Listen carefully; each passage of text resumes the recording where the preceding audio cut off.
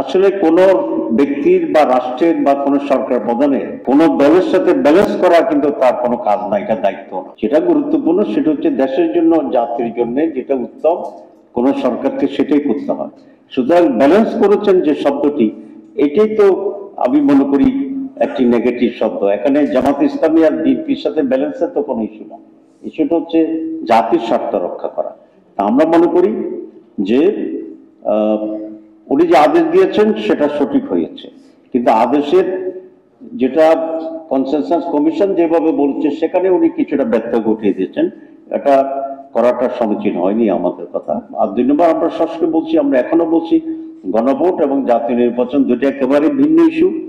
ওনার বক্তব্য উনি দুটো কথা বলেছেন, কিছুটা সাশ্রয়ী হবে, কিছুটা একই দিনে তো এরকম, তাহলে তো অনেক কিছু আপনি একদিন করে ফেলতে পারেন।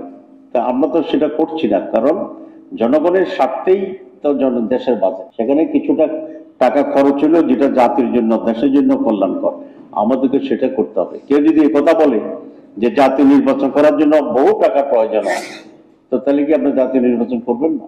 এটা তো আপনাকে করতে হবে। তো এগুলো একেবারেই একটা খোড়া যুক্তি এবং এটা কোনো যথার্থ নয়।